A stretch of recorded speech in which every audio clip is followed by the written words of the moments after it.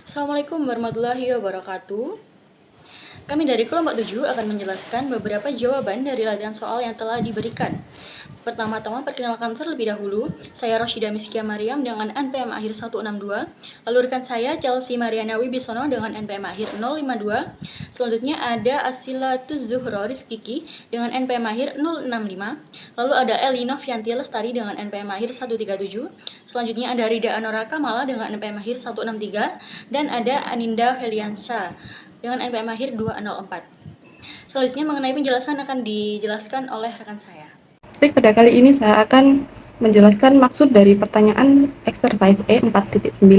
Sebelumnya perkenalkan, nama saya Asilatus Zuro Rizkiki dengan NPM akhir 065. Jadi pada soalan tersebut kita diminta untuk membuat dua laporan keuangan, yaitu laporan laba rugi dan laporan perubahan laba ditahan pada tahun 2022. Untuk instruksi yang pertama, kita diharuskan menyusun laporan laba rugi dengan menghitung total pendapatan dikurangi dengan seluruh beban, termasuk beban tambahan seperti write-off persediaan, beban penyusutan yang kelewat, dan beban bunga. Setelah itu dihitung pajak 34% untuk mendapatkan laba bersih. Karena ada 60.000 saham beredar, kita juga bisa menentukan laba per saham. Untuk instruksi yang kedua, kita menyusun laporan perubahan laba ditahan. Caranya yaitu mulai dari saldo laba ditahan awal ditambah laba bersih tahun berjalan, lalu dikurangi dengan dividen tunai. Hasilnya adalah saldo laba ditahan akhir tahun 2022. Jadi intinya pertama kita menghitung laba bersih, lalu gunakan hasilnya untuk menghitung laba ditahan akhir. Yang selanjutnya yakni saya akan menjawab pertanyaan dari soal E4.9 LO2, 3, 4, dan 5. Income statement dari perusahaan TAO Ltd yang berakhir pada 31 Desember 2022. Adapun net sales-nya yakni sejumlah $1.200.000 dikurangi dengan cost of goods sold $780.000 dan dikurangi dengan weight of inventory $80.000 menghasilkan gross profit sejumlah $340.000. Kemudian adapun operating expense yang terdiri dari selling expense $65.000, kemudian ada administrative expense $48.000 dan depreciasi expense $40.000. Ini dijumlahkan menghasilkan $153.000. Sehingga gross profit dikurangi dengan total dari operating expense $153.000 menghasilkan $187.000. Adapun ditambahkan dengan other income yang terdiri dari dividen revenue sejumlah $20.000 dan interest revenue sejumlah $7.000 menghasilkan income from operations sejumlah $214.000. Kemudian income from operations dikurangi dengan interest expense sejumlah $50.000 menghasilkan income before tax sejumlah $164.000. Income before tax dikurangi dengan income tax. Income tax-nya 34% dari income before tax, yakni 34% dari 164.000, yakni $55.760. Sehingga net income-nya 164.000 dikurangi dengan tax $55.760 menghasilkan net income $108.240. Untuk yang selanjutnya yakni earnings per share. Jadi rumus dari earnings per share yakni net income dikurangi dengan preferred dividends dibagi dengan weighted average of ordinary shares outstanding, di mana diketahui didapatkan yakni net income-nya sejumlah $108.240, kemudian tidak ada preferred dividends, jadi langsung dibagi dengan weighted average of ordinary shares outstanding diketahui di soal yakni 60.000 lembar, menghasilkan sehingga earnings per share-nya yakni sejumlah $1,80 per lembar. Yang selanjutnya yakni retained earnings statement dari perusahaan TAO Ltd yang berakhir pada 31 Desember 2022. Diketahui di soal retained earnings pada awal periode yakni pada 31 Januari 2022 sejumlah $980.000, kemudian ditambahkan dengan net income yang sudah dicari di soal tadi yakni sejumlah $108.240 dikurangi dengan cash dividends yang diketahui di soal sejumlah $45.000 menghasilkan retained earnings pada akhir periode yakni pada 31 Desember 2022 sejumlah $1.043.240. Baik, saya Nida Feliansyah akan membacakan pertanyaan E5.14 LO3 tentang penyusunan laporan arus kas. Jadi, di sini diketahui tentang laporan posisi keuangan komparatif dari Lopez Inc. pada awal dan akhir tahun 2022, yaitu ada aset. Yang pertama, equipment pada tanggal 1 Januari 2022 sebesar $22.000 dan pada tanggal 31 Desember sebesar $39.000 sehingga terjadi increase sebesar $17.000.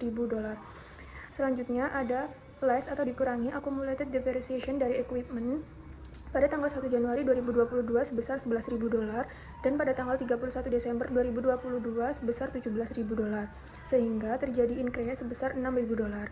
Yang selanjutnya ada accounts receivable pada 1 Januari 2022 sebesar $88.000, kemudian pada 31 Desember 2022 sebesar $91.000, sehingga terjadi kenaikan atau increase sebesar $3.000. Yang terakhir yaitu ada cash pada 1 Januari 2022 sebesar $13.000 dan pada 31 Desember 2022 sebesar $45.000, sehingga terjadi increase sebesar $32.000. Total semua aset dari tanggal 1 Januari 2022 yaitu sebesar $112.000, sedangkan pada 31 Desember 2022 sebesar $158.000. Selanjutnya ada equity dan liabilitas. Yang pertama yaitu ada share capital ordinary pada 1 Januari 2022 sebesar $80.000, kemudian pada 31 Desember 2022 sebesar $100.000, sehingga terjadi increase sebesar $20.000. Selanjutnya ada return earnings pada 1 Januari 2022 sebesar $17.000, selanjutnya pada 31 Desember 2022 sebesar $38.000, sehingga terjadi increase sebesar $21.000. Dan yang terakhir yaitu accounts payable pada 1 Januari 2022 sebesar $15.000 dan pada 31 Desember 2022 sebesar $20.000, sehingga terjadi increase sebesar $5.000. Total equity and liabilities 1 Januari sebesar $112.000, sedangkan pada 31 Desember 2022 sebesar $158.000. Adapun informasi tambahan yaitu net income sebesar $34.000 dilaporkan. Kemudian dividen sebesar $13.000 dibayarkan pada tahun 2022 dan peralatan baru dibeli dan tidak ada yang dijual. Instruksinya yaitu siapkan laporan arus kas untuk tahun 2022. Di sini saya akan menjelaskan jawaban E514 yaitu Lopez Inc. Statement of Cash Flow the end of the year 2022. Yang pertama terdapat cash flow from operating activities, ada net income sebesar 34.000, lalu adjustment to reconcile net income to net, ada cash provided by operating activities terdiri dari accumulated depreciation activities sebesar 6.000, lalu dikurangi dengan increase of account receivable sebesar 3.000, lalu ditambah dengan increase of account payable sebesar 5.000 yang ditotal menjadi 8.000, dan 34.000 ditambah 8.000 sama dengan 42.000 yaitu net cash provided by operating activities. Lalu ada cash flow from investing activities yaitu purchase of equipment sebesar 17.000 yang menjadi net cash used by investing activities. Lalu ada cash flow from financing activities yaitu ada issuance of ordinary shares sebesar 20.000 dikurangi dengan payment of cash dividends sebesar 13.000, lalu menjadi net cash provided by financing activities sebesar 7.000. Lalu ada net increase in cash yaitu cash at the beginning of year yaitu Januari 1 2022 sebesar 32.000, lalu ditambah dengan net cash provided by financing activities, net cash used by investing activities, dan net cash provided by operating activities yang ditotal menjadi 45.000 yaitu cash at end of year yaitu 31 Desember 2022. Saya Chelsea Mariana Wibisono, NPM akhir 052. Di sini saya akan membacakan soal P5.2 tentang Statement of Financial Position Preparation. Di sini disajikan sejumlah akun laporan posisi keuangan milik Montoya SA untuk tahun berjalan 2022. Data yang tersedia adalah sebagai berikut.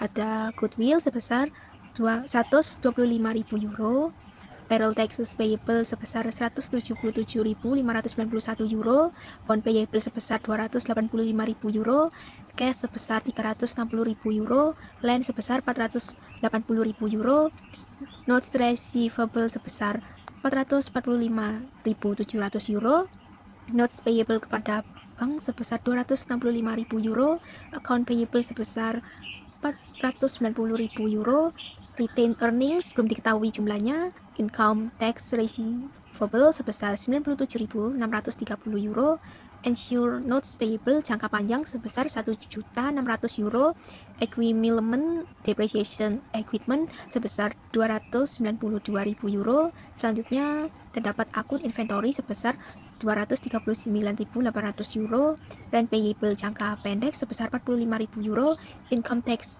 payable sebesar €98.362, long term rental obligation sebesar €480.000, share capital ordinary nilai nominal €1 sebesar €200.000, share capital preference nilai nominal 10 euro sebesar 150.000 euro, prepaid expense sebesar 97.920 euro, equipment sebesar 1.470.000 euro, trending security sebesar 121 euro, equivalent depreciation building sebesar 270.200 euro, building sebesar 1.640.000 euro. Di sini instruksi soal diminta untuk menyusun laporan posisi keuangan yang diklasifikasi dalam bentuk yang baik. Diketahui bahwa saham biasa yang diotorisasi berjumlah 400.000 lembar dan saham preference yang diotorisasi berjumlah 20.000 lembar. Kemudian diasumsikan bahwa notes receivable dan notes payable merupakan jangka pendek kecuali dinyatakan lain, dan biaya perolehan dan nilai wajar trending security adalah sama. Selanjutnya saya akan membahas tentang pembahasan soal E5.2 LO 1 dan 2 tentang Statement of Financial Position atau neraca dari Montoya SA pada periode Desember 31 tahun 2022. Nah, di Statement of Financial Position ini kami menggunakan bagian kiri dan kanan. Nah, untuk di bagian kiri ini berupa aktiva ya, atau aset, dan kanan merupakan pasiva yang ada ekuitas dan juga liabilitas. Nah, kita bahas ke sisi kiri terlebih dahulu, yaitu yang pertama ada non-current asset, yaitu jenisnya yang pertama ada property, plant, dan equipment atau PPE. Di sini ada tanah atau land sebesar 480.000, ada pula equipment sebesar 1.470.000 tapi dikurangi dengan akumulasi depreciation equipment sebesar 292.000. Jadi net equipmentnya sebesar 1.178.000. Ada pula buildings atau bangunan sebesar 1.640 tapi dikurangkan dengan akumulasi depresiasi building sebesar 270.200. Nah, jadi net buildingsnya sebesar 1.369.800. Jadi untuk total property, plant, dan equipment atau PPE sendiri sebesar 3.027.800. Ada pula jenis non-current asset lainnya yaitu intangible asset berupa goodwill sebesar 125.000 rupiah. 125.000 euro. Lalu kita beralih ke current asset. Di current asset ini kita ada kas sebesar 360.000 euro, ada note receivable sebesar 445.700, lalu ada income tax receivable sebesar 97.630, ada pula inventory sebesar 239.800 dan prepaid expense sebesar 87.920, dan yang terakhir ada trading securities sebesar 121.000. Jadi total current assetnya sebesar 1.352.050. Jadi untuk total non current asset dan juga asetnya kita gabung jadi itu menjadi total aset sebesar 4.504.850. Nah, kita beralih ke sisi kanan yang isinya ada ekuitas dan juga liabilitas. Nah, yang pertama ada equity, yaitu share capital ordinary sebesar 200 euro. Ini dari perhitungan saham yang berhasil terjual yaitu sebanyak 200.000, sedangkan untuk share capital ini untuk satu parnya yaitu 1 euro. Jadi 200 saham yang sudah terjual dikali dengan 1 euro. Jadi totalnya ada 200.000 euro. Lalu di bawahnya ada share capital preference. Nah, di share capital preference ini saham yang terjual sebanyak 15.000, tapi untuk share capital preference ini untuk satu parnya sebesar 10 euro. Jadi 10 euro dikali dengan 15.000 jadi 150 euro. Lalu kita beralih ke non-current liabilities. Nah, non-current liabilities ini ada bonds payable sebesar 285.000, ada long term lender obligation sebesar 480.000, ada pula unsecured notes payable sebesar 1.600.000. Jadi total non current liabilities-nya sebesar 2.365.000 rupiah. Ada pula current liabilities. Yang pertama ada payroll tax payable sebesar 177.591. Ada pula rent payable, ini short term, jadi masuknya ke current liabilities sebesar 45.000 euro. Lalu ada income tax payable sebesar 98.362 euro. Lalu ada notes payable, ini untuk bank sebesar 265.000 dan yang terakhir ada account payable sebesar 490 euro. Jadi total current liabilities-nya sebesar 1.075.953. Nah, karena di jawaban ini sudah lengkap, tapi sebenarnya retained earning tuh tadi kita disuruh menemukan juga. Jadi caranya itu adalah aset dikurangi dengan liabilitas dan juga ekuitas yang ada seperti share capital ordinary dan preference, lalu akan menghasilkan retained earning.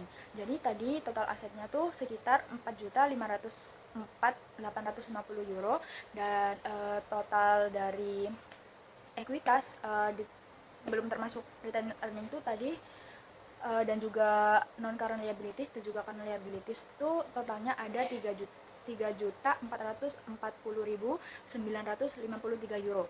Jadi untuk retained earning itu berarti total aset dikurangkan dengan total equity dan liabilitas yang ada.